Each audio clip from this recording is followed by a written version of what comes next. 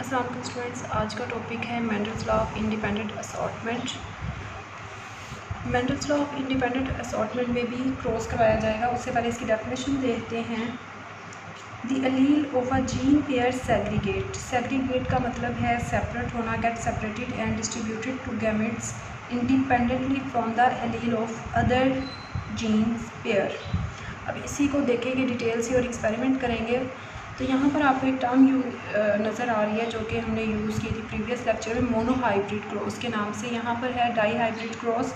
Monohybrid में आपने एक करैक्टर को स्टडी किया था, dihybrid, di means two. इसमें आप टू करैक्टर को स्टडी करेंगे।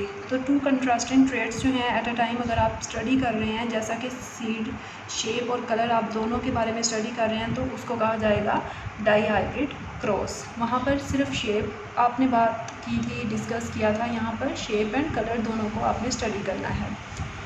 यहाँ पर एक्सपेरिमेंट करवाया शेप और कलर को लेकर। उसके लिए सबसे पहले एलील्स के बारे में देखते हैं कि एलील्स कौन सी हैं। फॉर राउंड सीड एलील जो है वो कैपिटल आर यूज़ की।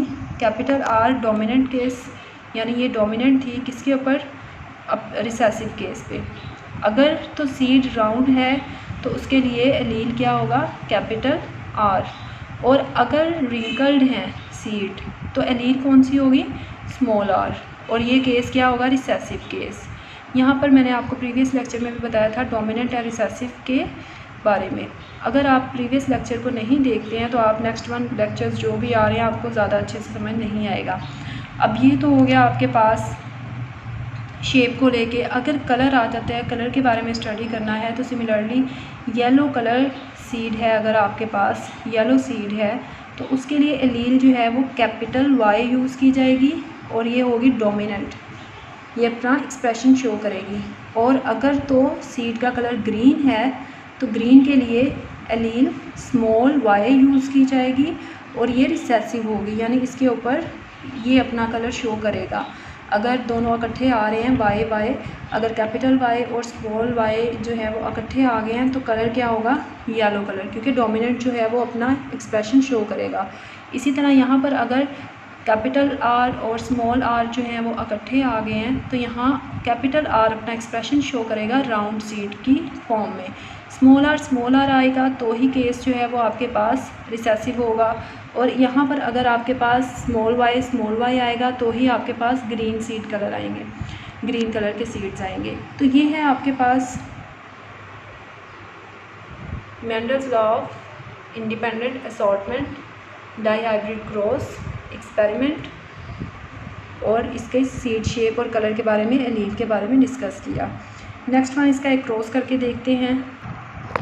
तो ये है हमारे पास क्रॉस जिसमें पेरेंटल जनरेशन है और इसमें आपने एलील यूज़ की राउंड येलो के लिए, capital R, capital Y, round yellow के लिए ये यूज़ करेंगे। और स्मॉल आर, स्मॉल वाई इसके लिए, रिंकल्ड ग्रीन के लिए ये एलील इस्तेमाल करेंगे। इसके बाद आपने कल क्रॉस में देखा था कि पेरेंटल जनरेशन के बाद नेक्स्ट आपके पास जो स्टेप आता है उसमें गैमेट फॉर्मेशन होगी। गैमेट फॉर्मेशन कैसे है, क्योंकि यहाँ पर अब ट्रू ब्रीडिंग का मतलब मैं आपको बता चुकी हूँ। ट्रू ब्रीडिंग में आपने कंफ्यूज नहीं होना, क्योंकि मैंने आपको जो नेक्स्ट प्रीवियस लेक्चर करवाया था उसमें ट्रू ब्रीडिंग का बता दिया था।